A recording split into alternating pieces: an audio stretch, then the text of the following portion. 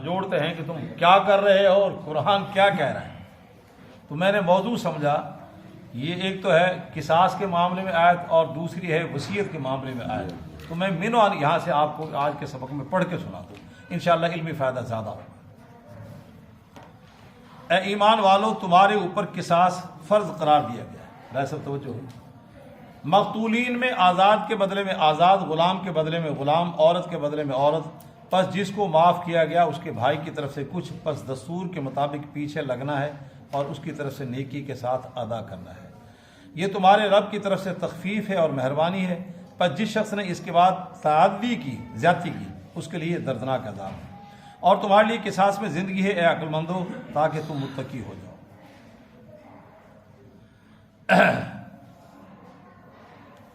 گزشتہ آیت میں نیکی کی تعریف بیان کی گئی کہ نیکی کیا ہے اور کیا نہیں ہے. نیکی والے لوگوں کے متعلق کہا گیا تھا کہ یہی لوگ سچے اور متقی ہیں.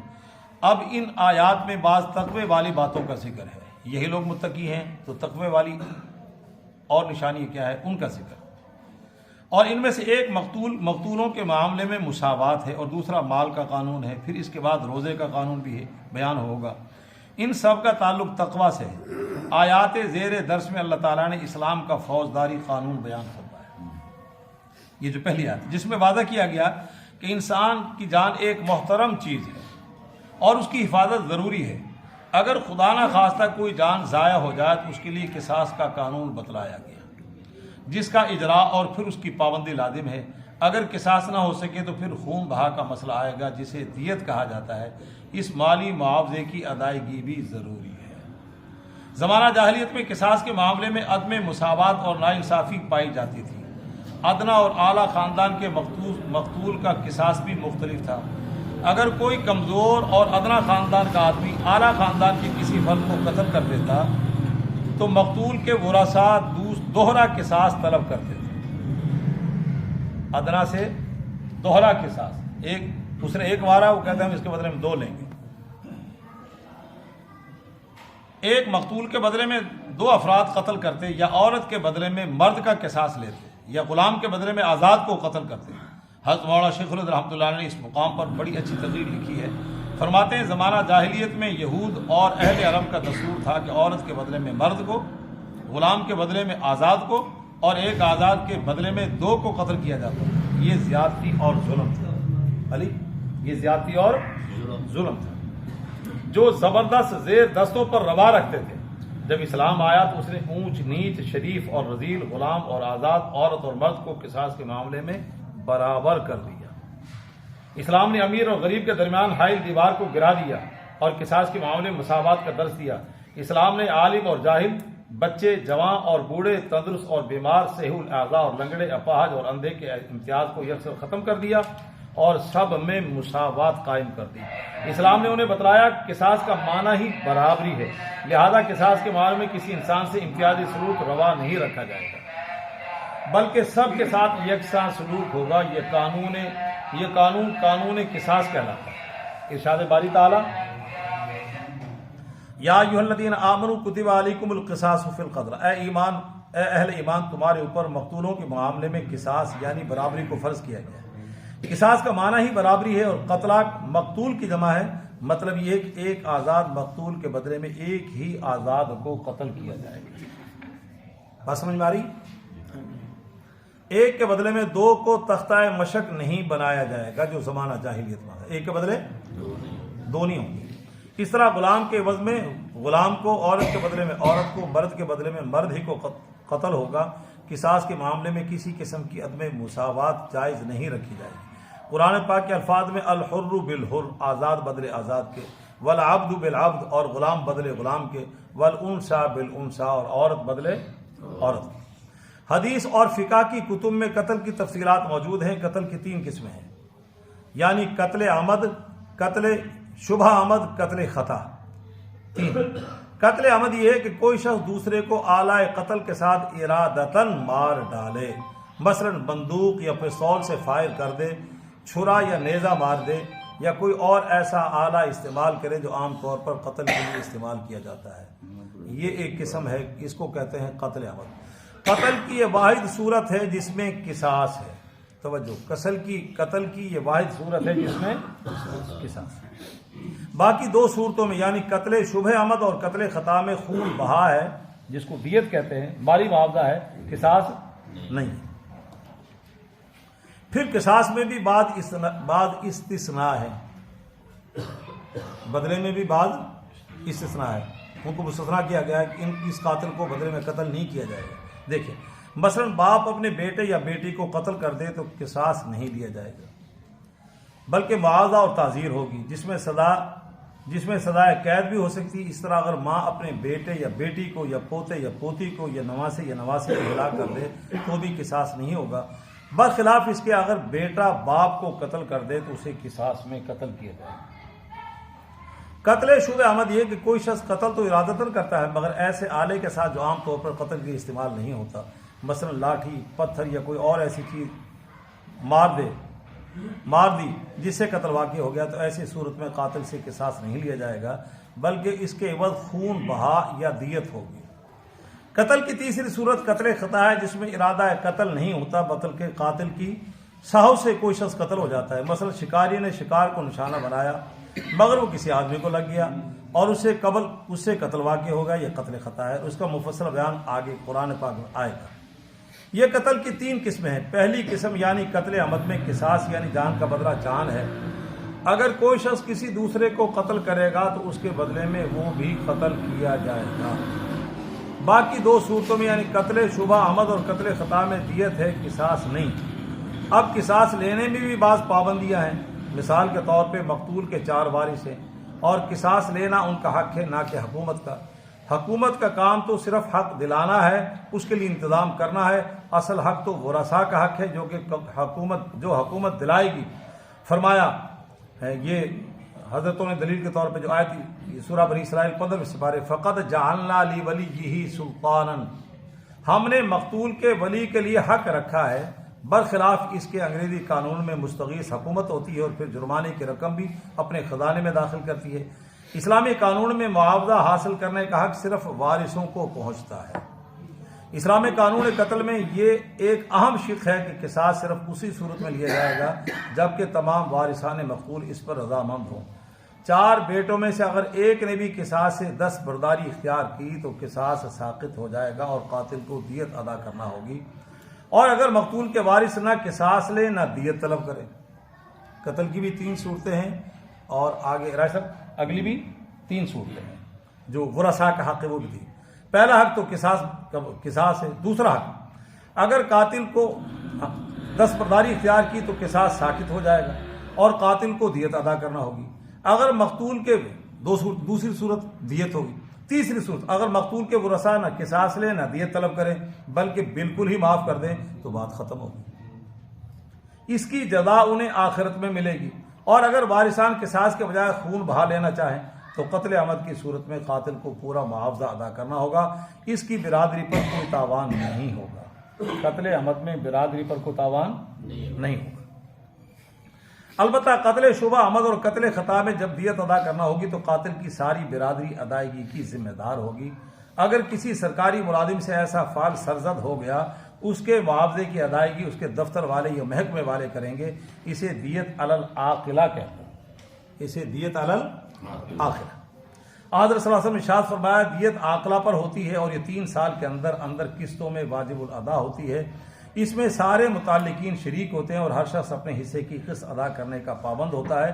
قاتل کی برادری کو تاوان ڈالنے کا مقصد یہ ہے کہ وہ اپنے متعلقین کی تربیت اس طرح کریں کہ اس طرح کے ناخوشگوار واقعات پیدا ہونے کی نوبت ہی نہ آئے. بھانجا ہے تو ماموں کی بھی اس کی حرکات پر نظر ہو، بھتیجا ہے تو ماموں کی اس کی حرکات پر نظر ہو. انہوں نے کہا تو دلیا کو کاٹا وعدہ کہتا سانو ہی مروائیں گا تو ہم یہ کہ نہیں وہ جانے ان کا کام جانے یہ نہیں. تو ایسی صورت میں دیت علی العاقلہ ہوگی تاکہ سب کی ذمہ داری ہے برادری کی کہ سب مل کر اپنے بچے کی صحیح تربیت کریں، نوبت یہاں تک نہ پہنچے، اس طرح کے ناخوشگوار واقعات پیدا ہونے کی نوبت ہی نہ آئے. فرمایا قصاص کا قانون تو یہی ہے تاہم آگے اللہ تعالیٰ فرما رہے ہیں فمن عفی لہ من اخیہ شیء، جو کوئی اپنے بھائی کی طرف سے کچھ معاف کر دیا گیا، مقتول کے ورثاء خیال کریں کہ قاتل بھی ہمارا دینی بھائی ہے، اس کی وجہ سے قتل تو ہو گیا مگر برادرانہ تعلقات ختم نہیں ہونے چاہیے، لہذا اگر ورثاء میں سے کسی ایک نے بھی معاف کر دیا تو مقتول پر قصاص ساقط ہو جائے گا، اور اس کے بدلے میں کیا ہوگا؟ فاتباع بالمعروف، پھر مالی معاوضہ ہے، دستور کے مطابق لاؤ اور بھائی معاوضہ ادا کرے، وعدہ الیہ بإحسان، اور قاتل کو نیکی کے ساتھ ادا کرنا چاہیے، معاوضہ ادا کرنا ہی ہے۔ اس میں یہ جو فاتباع بالمعروف ہے اور اداء الیہ بإحسان ہے، اس میں جتنی دھوکہ دہی کی صورتیں ہیں، رائے صاحب کا زندگی کا طویل تجربہ ہے کہ اس وقت ڈنگ ٹپاؤ معاہدہ کر لیا تو اے کر دوں گے نہیں دی تو انہوں ایدا کیا سی، ویسے یہ ہے، یہ غلط ہے۔ دستور کے مطابق جو معاملہ طے ہو رہا ہے اس کو کرو، اور اداء الیہ بإحسان، ترخواؤ مت، دھوکہ مت دو، فلانا آ جائے وہ دے گا، یہ ساری جو صورتیں ہیں دھوکہ دہی کی، یہ غلط ہے۔ اور قاتل کو نیکی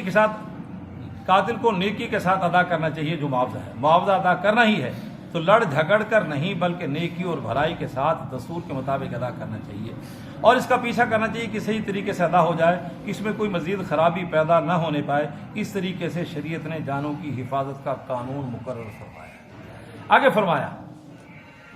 آگے جو آیت کا حصہ ہے اللہ تعالیٰ فرما رہے ہیں کہ ہم نے سابقہ امتوں پر یہ احسان اور نیکی نہیں کی تھی جو صرف اسی امت پہ کی، ذالک تخفیف من ربکم ورحمہ، یعنی اس میں تمہارے رب کی طرف سے تخفیف اور رحمت ہے۔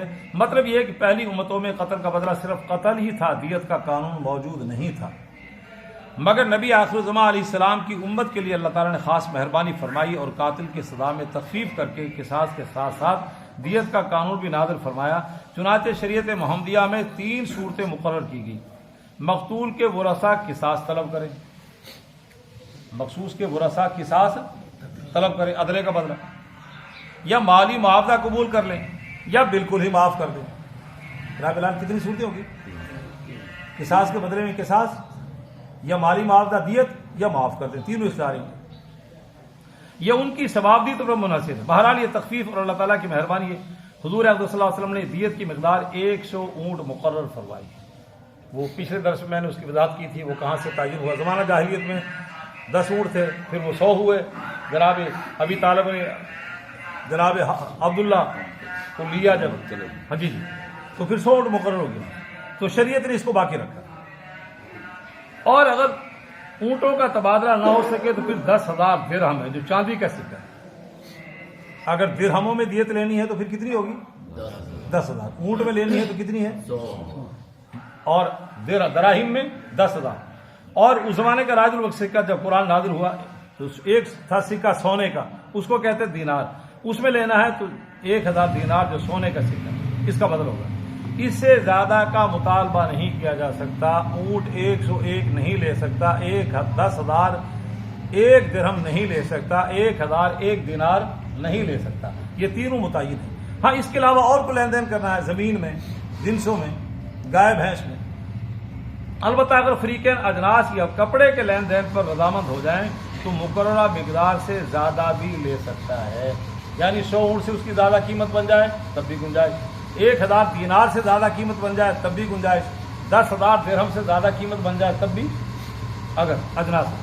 یہ خون بہا کا قانون ہے۔ اور اس کے بعد فمن اعتدی بعد ذالک، جو کوئی زیادتی کا مرتکب ہو، یعنی مالی معاوضہ طے کر کے وہ بھی لے لیا، پھر بعد میں قتل بھی کر دیا، جو فی زمانہ پاکستان میں ہو رہا ہے، تو ایسی صورت میں اللہ تعالیٰ فرما رہے ہیں فلہ عذاب علیم، تو ایسا کرنے والا دردناک عذاب کا مستحق ہوگا۔ اس سے مراد تو آخرت کا عذاب ہے۔ آدم السلام ارشاد فرمائے اس قسم کی زیادتی کرنے والے کے لیے کوئی معافی نہیں ہوگی، بلکہ اسے قصاص لیا جائے گا۔ اس دنیا میں بھی اسے سزا ملے گی اور اگلے جہاں میں بھی وہ دردناک عذاب میں مبتلا ہوگا۔ یہاں پر اللہ تعالیٰ نے قصاص کا فلسفہ بیان فرمایا، وَلَكُمْ فِي الْقِصَاصِ حَيَاتٌ يَا أُولِي الْأَلْبَابِ، اے عقل والو قصاص میں تمہارے لیے زندگی ہے، قصاص میں تمہارے لیے، دیکھیں آگے، یعنی اے صاحب عقل و خرد، قصاص میں تمہارے لیے زندگی کا راز پوشیدہ ہے۔ ظاہر ہے کہ ایک آدمی قتل ہو گیا، جو قصاص میں قاتل کو بھی قتل کیا گیا تو ایک اور جان ضائع ہو گئی، حالانکہ اللہ تعالیٰ اسے زندگی سے تعبیر فرماتے ہیں۔ مفسرین کرام فرماتے ہیں قصاص کی عدم موجودگی میں لوگ بلا خوف و خطر قتل کے مرتکب ہوں گے، کیونکہ وہ جانتے ہیں کہ چھوٹی موٹی سزا بھگت لیں گے جان تو بچی جائے گی، برخلاف اس کے جب قصاص کا قانون موجود ہوگا اور لوگوں کو علم ہوگا قتل کے بدلے میں قاتل بھی قتل کیا جائے گا تو وہ قتل جیسا بڑا جرم کرنے کے وقت 100 دفعہ سوچے گا اور ایسے اقدام سے باز آ جائے گا۔ انگریز کے بنائے ہوئے قانون میں یہی خامی ہے کہ ہر روز کتنے قتل ہو رہے ہیں، مگر چونکہ قاتل کو قرار واقعی سزا نہیں ملتی، ایک قتل کے بعد اسے مزید شاہ ملتی ہے اور وہ بلا خوف و خطر وارداتیں کرتا چلا جاتا ہے۔ چوری کا بھی یہی حال ہے، اگر لوگوں کو حد جاری ہونے کا یقین ہو تو پھر چوری کرنا اتنا آسان نہ ہو۔ سعودی عرب میں جرائم نہ ہونے کے برابر ہیں، وجہ یہی ہے کہ وہاں حدود اللہ جاری ہیں، قاتل اور چور بلا دھڑک جرم نہیں کر سکتے۔ جب سے خاندان ابن سعود نے حدود نافذ کی ہیں، چوری کی کتنی سزائیں ہوئی ہیں، گزشتہ 50 سال میں 100 لوگوں کے ہاتھ بھی نہیں کٹے ہوں گے۔ سزا کی دہشت ایسی ہی ہے کہ سرعام سونا پڑا ہو یا ریال کی بوری رکھی ہو کوئی ہاتھ تک نہیں لگائے گا۔ یہ اسلامی قانون کی پر عمل درآمد کی برکت ہے۔ اسی طرح اگر زنا کی حد سنگساری ہوگی اور مجرم کو سرعام سزا دی جائے وہاں یہ جرم کیسے ہوگا؟ برخلاف اس کے جہاں ایسی ابتناک سزائیں نہیں ہیں وہاں جرائم میں روز بروز اضافہ ہو رہا ہے، ہمارے ہاں گینگ ریپ تک ہو رہا ہے۔ اس لیے اللہ تعالیٰ نے فرمایا کہ اے لوگوں تمہارے لیے قصاص میں زندگی ہے، چند ایک کو قصاص میں قتل کرنے سے عام لوگوں کی جانیں بچ جائیں گی۔ راج صاحب اس پہ آگے چند سطروں میں جو واقعہ لکھا ہے بڑا حیران کن ہے۔ عربی ادب کی کتاب ہمباسا میں صحابہ کرام کے زمانے کے ایک واقعہ ملتا ہے کہ کوئی شخص قتل ہو گیا، قاتل با اثر آدمی تھا، اس کے بہت سے سفارشی تھے اور ان سفارشیوں میں حضرت سعد ابن عاص رضی اللہ تعالیٰ عنہ بھی۔ یہ نہیں کہہ رہے تھے چھوڑ دو، سفارش یہ کر رہے تھے کہ قصاص نہ لو دیت لے لو، سفارش کی دیت لے لو، وہ بھی تو قانون ہے نا۔ لوگوں نے بڑی کوشش کی کہ اس طرح مقتول کا بیٹا قصاص کی بجائے دیت لینے پر راضی ہو جائے، حتیٰ کہ 7 گنا دیت تک کی پیشکش کی گئی۔ 100 اونٹ ہیں تو کتنے ہو گئے؟ 700 اونٹ تک۔ مگر وہ چونکہ غریب آدمی تھا اپنے موقع پہ ڈٹا، مگر بیٹا یہی کہتا رہا کہ میں تو قصاص لیے بغیر نہ چھوڑوں گا۔ ظاہر ہے جب قصاص کا قانون جاری ہوگا تو پھر اس جرم کا ارتکاب کوئی اکا دکا ہی کرے گا۔ کسی کی سفارش کو نہیں مانا تو پھر قصاص ہی لیا اسے، میں نہیں لیتا۔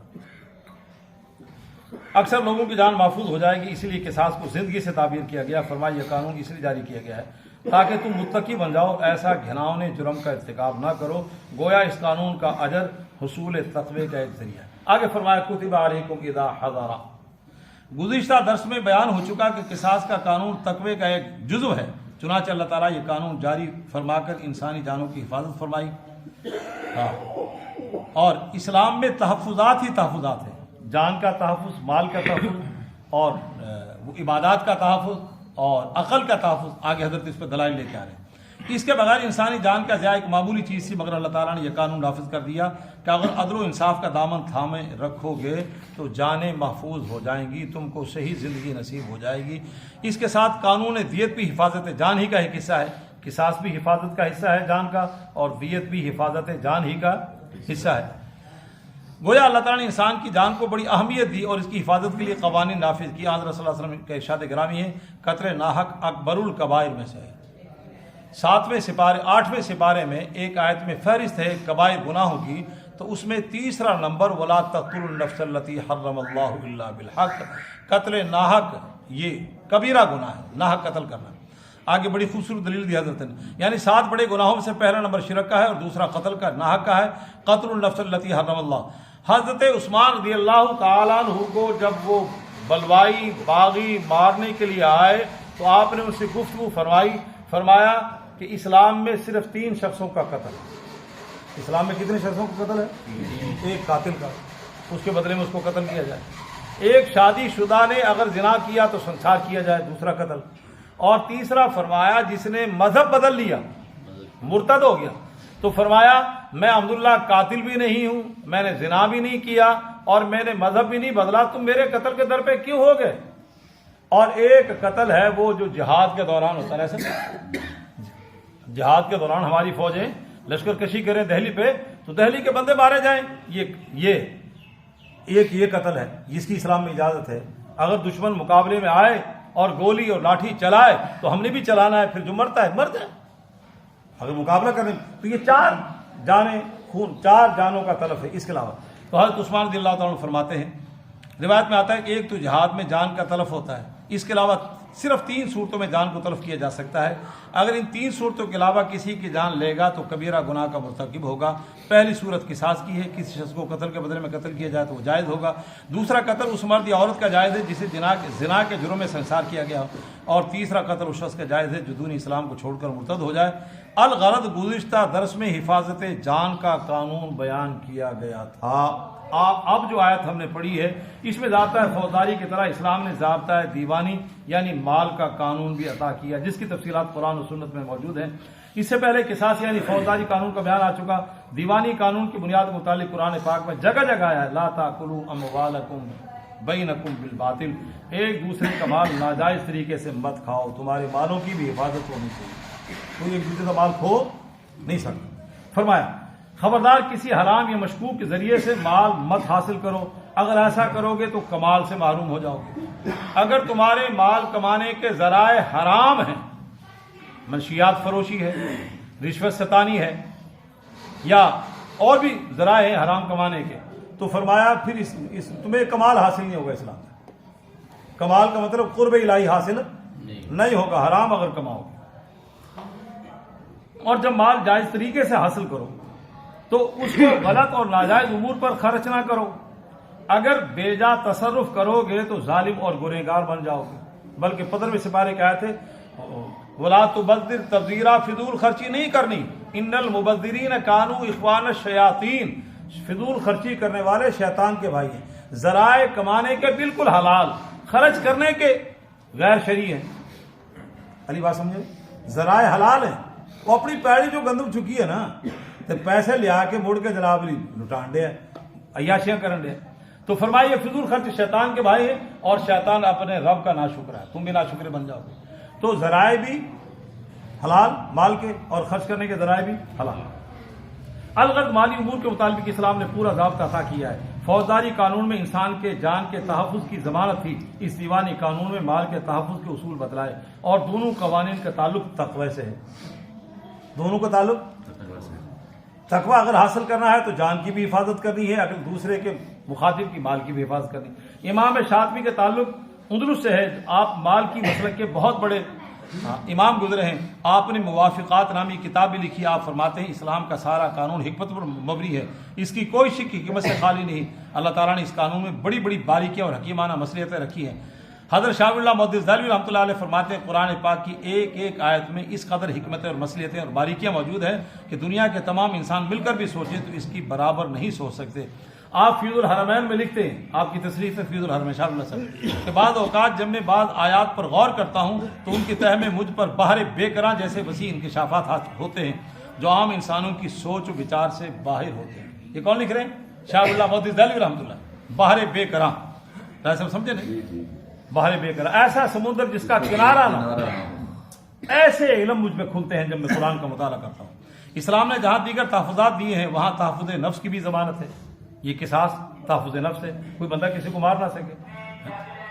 نسب بالکل محفوظ ہونا چاہیے، تحفظ نسب بھی اسلام نے کہا ہے۔ خلط ملط نہیں ہونا چاہیے، اس لیے اللہ نے نکاح کا حکم دیا۔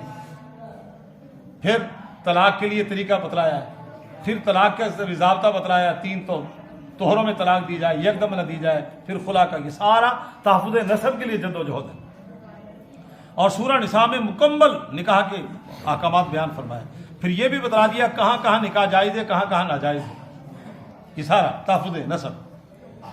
اور اس پہ شاید رائے صاحب کے ذہن میں ہوگا، رائے صاحب کا ایک بڑا تاریخی واقعہ ہے، اگر یہ اپنی آپ بیتی لکھیں تو اس میں وہ واقعہ جب تک نہیں آئے گا تو وہ آپ بیتی نامکمل ہوگی، کہ انہوں نے ہائی کورٹ کے جج وہ آئین پاکستان کے تحت وہ مکمل تلے ہوئے ہیں، تو رائے صاحب نے آخری پلی یہی لی کہ انسان مذہب ہمارا تحفظ نسب کا خواہاں ہے، یہ بچے معاشرے میں حرامی بچے کہلائیں گے، ان کو تحفظ کیسے دو گے؟ رائے صاحب آگے دیں۔ اور ہائی کورٹ کے 3 ججوں نے وہاں گھٹنے ٹیک، شریعت کورٹ کے 3، ہاں شریعت کورٹ کے، وہ جڑی گل شریعت کے مطابق، انہوں نے کہا ان بچوں کو تحفظ دینا آپ کی ذمہ داری ہے نسب۔ تو دیکھیں اسلام میں تحفظ نسب بھی ہے، اسلام میں تحفظ ہے کہ کسی بچے پہ کوئی انسانی معاشرے میں انگلی نہ اٹھائے کہ حرام کا ہے یہ۔ تو فرمایا ڈاکٹر اسپینسر گزشتہ صدی کا بہت بڑا فلاسفر ہوا ہے. اب تو یورپ کی آبادی بہت زیادہ ہے, اس وقت صرف 40-45 لاکھ تھی. وہ کہتا ہے کہ یورپی قانون پر لعنت ہو کہ 45 لاکھ میں سے یقین کے ساتھ 45 آدمی بھی حلال کے نہیں نکالے جا سکتے. کون کہہ رہا ہے؟ انہی کا فلاسفر. 45 لاکھ کی آبادی میں 45 بندے بھی حلالی تلاش نہیں کیے جا سکتے.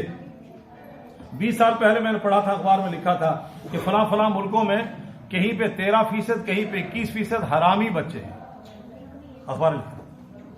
ہاں, اب یہ عام بچوں کو سمجھ میں نہیں آئے گی, یہ پوچھیں گے پھر بتا دیں گے وہ کیسے ہیں. یہاں کا قانون ایسا گندا ہے, یورپ کا, ڈاکٹر صاحب لکھ رہے ہیں, مگر اسلام نسب کی حفاظت کرتا ہے. قرآن و سنت میں اس کے متعلق بہت سے قانون موجود ہیں. اس طرح دین کی حفاظت کا قانون بھی اسلام میں موجود ہے. دین کو بھی ہم محفوظ رکھیں, اس کے لیے نمازیں ہیں, روزے ہیں, زکوٰۃ ہیں, وہ گاہے بگاہے, وہ حج ہے, حج کیسے کرنا ہے, عمرہ کیسے کرنا ہے, اس کے لیے قانون ہے. ہمارے ہاں تو ساتھی عمرے پہ جا رہے ہیں, وہ تلبیہ بھی یاد نہیں کرتے. وہ کہتے ہیں جناب علی جب حضرت علی اجمیری ہاں سلامی دے دیے, ہمیں سلامی دے کے آ جائیں گے, حالانکہ اس کے قانون ہیں. اس میں عمرے کے اندر 4 بنیادی چیزیں, اگر وہ ادا کریں گے تو عمر ادا ہوگا. حج کے اندر 2 بنیادی فرض ہیں اور اس کے علاوہ کچھ واجبات ہیں. اگر فرض رہ گیا تو سرے سے حج ہوگا ہی نہیں, سیکھنے ہوں گے. یہ تحفظ دین ہے. تحفظ دین میں نماز ہے. نماز ہم پڑھیں گے تو ہمارا دین محفوظ ہوگا.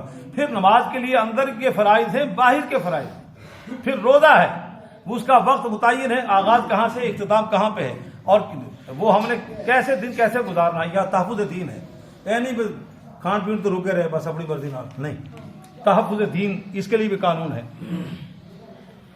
اگلی آیات آ رہی ہے, اس میں نماز, روزہ, حج, زکوٰۃ وغیرہ دین کی حفاظت ہی کے قوانین ہیں. امام شافعی رحمۃ اللہ علیہ فرماتے ہیں اللہ تعالیٰ نے عقل کے تحفظ کا قانون بھی عطا کیا ہے. یہ جو دماغ اللہ نے عقل دی ہے, اس کو بھی محفوظ رکھنا ہے. اس کے لیے بھی اللہ نے کہا ہے عقل کی حفاظت کا قانون بھی ہم آپ کو دے رہے ہیں.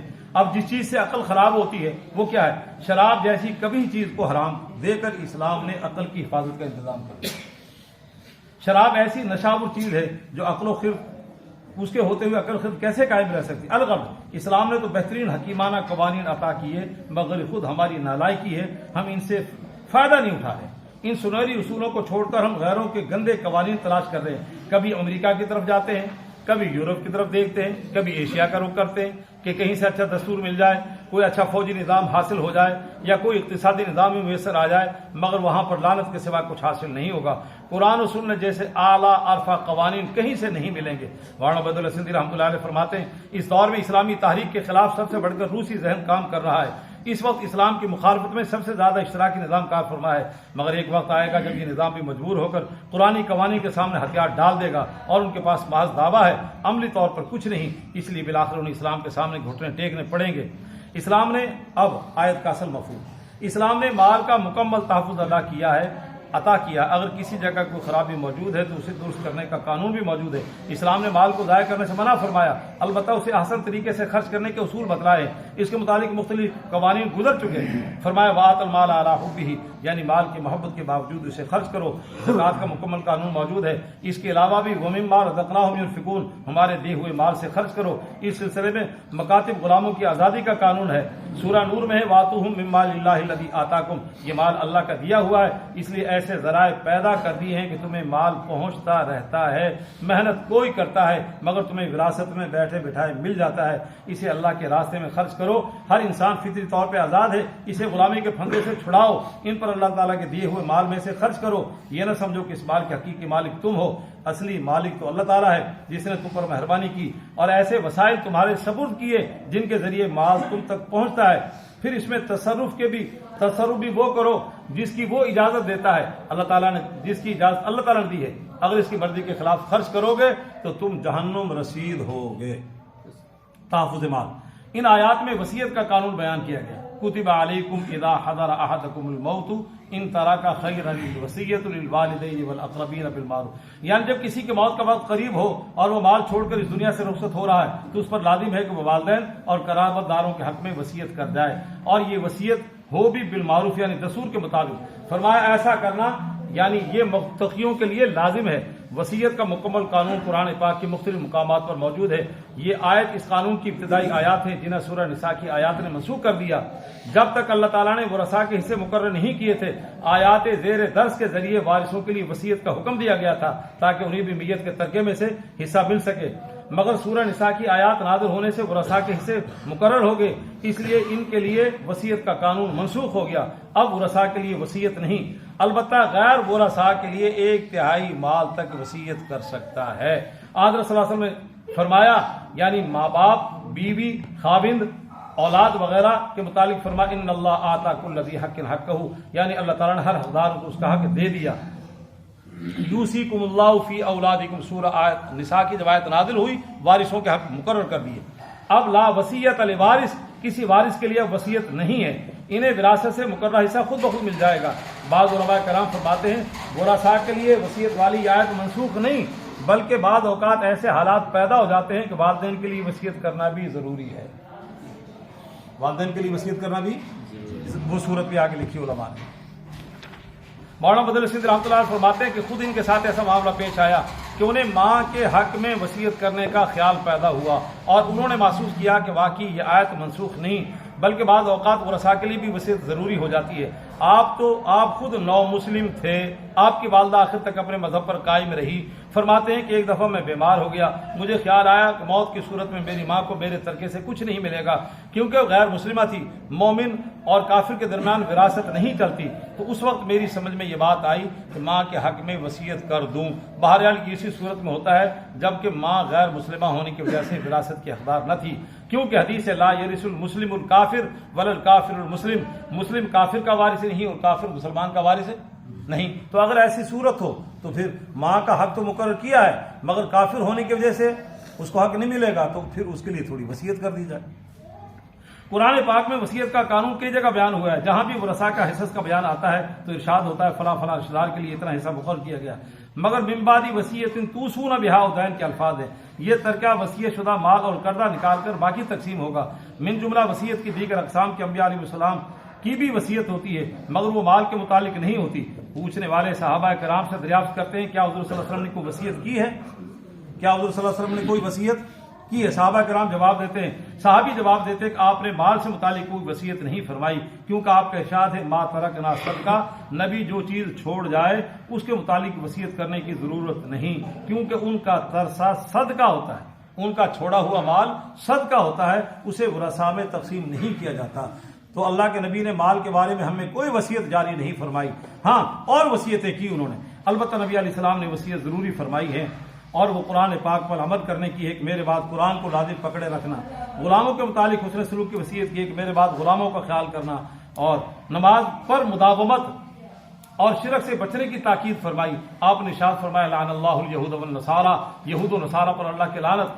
آپ نے یہ بھی وصیت فرمائی، یہ جو اب میں جملہ سنانے لگا، انہوں نے انبیاء کرام کی قبور کو سجدہ بنا لیا۔ آپ نے امت کو تعلیم دی کہ تم میری قبر کے ساتھ وہ سلوک نہ کرنا جو یہود و نصارہ نے اپنے انبیاء کی قبور کے ساتھ کیا، مگر آج کل قبروں کے ساتھ جو کچھ معاملہ ہو رہا ہے وہ ہمارے سامنے ہے۔ بیرون ملک سے آنے والا ہر سربراہ مملکت سب سے پہلے جناح صاحب کی قبر پر چادر چڑھاتا ہے۔ حضرت علی حجویری کی قبر کے ساتھ کیا سلوک ہو رہا ہے، کوئی ریشمی چادر چڑھا رہا ہے، کوئی پھولوں کی چادر لے کے آیا ہے، کوئی پکی پکائی دیگ پیش کر رہا ہے، کوئی بکرا چھترا نظر کر رہا ہے، کوئی سجدہ کر رہا ہے، کوئی حاجت روائی کا طالب ہے، کوئی مشکل کشائی کے لیے دعائیں کر رہا ہے۔ یہ سب شرکیہ امور ہیں۔ آدھر صلی اللہ علیہ وسلم امت کو ڈرایا یحذر مما صنعوا، ایسے کام مت کرنا، مگر ہم الٹے چل رہے ہیں۔ وصیت کی کئی ایک قسمیں ہیں، من جملہ ان کے مباح، جائز یا مستحب وصیت کا ذکر حدیث میں آیا ہے۔ حضرت عبداللہ بن عمر رضی اللہ تعالیٰ عنہ یہ جلیل القدر صحابی ہیں، صحابہ کرام میں 7 بڑے فقیہ تھے، ان میں ان کا ایک نام ہے، یہ فاروق اعظم کے بیٹے ہیں۔ حضور نے فرمایا کہ جس شخص کے پاس کوئی ایسی چیز ہو جس کے متعلق وصیت کرنا چاہتا ہو تو اسے چاہیے کہ وہ 2 راتیں بھی نہ گزارے مگر وصیت اس کے سرانے کے نیچے لکھی ہوئی موجود ہونی چاہیے۔ حضرت ابن عمر فرماتے ہیں جب سے میں نے حضرت صلی اللہ علیہ وسلم کی زبان مبارک سے یہ بات سنی ہے اس وقت سے میں نے وصیت لکھ کر سرانے کے نیچے رکھ لی ہے۔ وصیت کی یہ قسم مستحب ہے، آگے وصیت کی یہ قسم فرض بھی ہے۔ اب آگے وہ لکھ رہے ہیں بعض اوقات وصیت فرض ہو جاتی ہے، کسی شخص کو یقین ہے کہ اس کی زندگی کا آخری ایام آ پہنچے، اب اس کے بچنے کی کوئی آثار دکھائی نہیں دیتے، نیز اس کے ذمے 1-2 سال کی زکوٰۃ واجب الادا ہے، اس کے ذمے 1-2 سال کی زکوٰۃ واجب الادا ہے، تو ایسی صورت میں اس کے لیے وصیت کرنا فرض ہو جاتا ہے کہ وہ اپنے مال میں سے زکوٰۃ کی ادائیگی کی وصیت کر جائے، وگرنہ عدم ادائیگی کی صورت میں فرض کا ترک ہو کر گنہگاروں کی صف میں کھڑا ہوگا۔ اسی طرح کسی کے پاس امانت موجود ہے یا کسی کا قرض ادا کرنا ہے تو اس کے لیے لازم ہے کہ مرنے سے پہلے وصیت کر جائے فلاں فلاں چیز کی ادائیگی کر دینا۔ اگر ایسا نہیں کرے گا تو اس کا مال ورثہ ختم کر جائیں گے اور وہ خود دوسروں کا مقروض رہ جائے گا۔ اسی لیے اسلام نے مرنے والے کے متعلق یہ قانون وضع کر دیا کہ سب سے پہلے مرنے والے کے مال میں سے اس کے کفن دفن کا انتظام کیا جائے۔ مرنے والے کے مال میں سب سے پہلے کیا کرنا ہے؟ کفن دفن کا، یہ بنیادی ضروریات میں داخل ہے۔ اس کے بعد اگر مرنے والے کے ذمہ قرضہ ہے تو وہ ادا کیا جائے، پھر اگر کوئی وصیت ہے تو کل مال کے 1/3 میں اسے پورا کیا جائے۔ سب سے پہلے کفن دفن، پھر اس کا قرضہ، پھر اس نے وصیت کی ہے تو مال کے 1/3 میں سے، مال کے 1/3 میں سے اس کی وصیت۔ اس کے بعد بقیہ مال ورثاء میں تقسیم کر دیا جائے۔ مگر کس قدر افسوس کا مقام ہے کہ لوگ ان ضروری امور کی طرف تو توجہ نہیں کرتے، اس کی بجائے مردے کے کل 3، 7، 10 اور 40 کے چکر میں پڑھ کر مرنے والے کا مال ضائع کرتے ہیں، جو بالکل ناجائز ہے۔ حضرتوں نے یہاں پہ 3 لفظ لکھے ہیں جو بالکل ایک جملہ۔ اور اگر مرنے والے کے مال کے بجائے لواحقین اپنے مال سے خرچ کرتے ہیں تو بھی محض رسومات کی خاطر ایسا کرنا فضول ہوگا، کیونکہ شریعت میں اس کا کوئی ثبوت نہیں، جائز کاموں پہ خرچ کیا جائے۔ اور اگر خدا نہ خواستہ ایسی رسومات پر یتیموں کا مال خرچ ہو رہا ہے، توجہ، ایسی رسومات پر یتیموں ہی کا مال خرچ ہو رہا ہے تو یہ قطعاً حرام ہے، کھانے والے حرام کھا رہے ہیں، اس سے بچنا چاہیے اور جن چیزوں کا شریعت نے حکم دیا ہے انہیں پورا کرنا چاہیے۔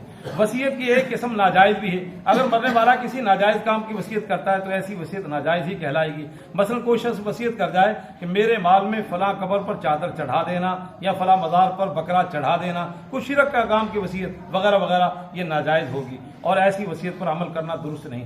بہرحال آج رسول اللہ نے ارشاد فرمایا کار خیر کے لیے 1/3 مال تک وصیت کرنے کی اجازت ہے۔ کار خیر میں کل مال میں سے 1/3 کی اجازت ہے، سم کی نہیں، تاکہ مرنے والے کو آخرت میں اس کا حصہ ملتا رہے۔ مثلا مسجد تعمیر کرا دے، مدرسہ بنوا دے، غیر وارث داروں اور مستحقین میں تقسیم کرنے کی وصیت کر جائے تو یہ جائز اور درست ہے۔ اور اگر کوئی شخص 1/3 مال سے زیادہ کی وصیت کر جائے تو یہ ورثاء کی اجازت پر موقوف ہوگا۔ ایسا فکر سمجھے، اگر زیادہ کی وصیت کر جائے 1/3 سے تو وارث سب اجازت دیں تو وراثت وہ وصیت چلے گی، وگرنہ نہیں چلے گی۔ اور اگر سب راضی ہو جائیں تو وصیت پر عمل ہوگا، ورنہ صرف 1/3 پر عمل کرنا ہوگا، اگرچہ اس کے لیے بھی وَالثُّلُثُ کثیر کے الفاظ آتے ہیں مگر اس حد تک جائز ہے۔ حضرت سعد رضی اللہ تعالیٰ نے عرض کیا یا رسول اللہ میرے پاس بہت سا مال ہے اور حقدار میری صرف ایک بیٹی ہے، اگر اجازت دے تو میں سارا مال صدقہ کر جاؤں؟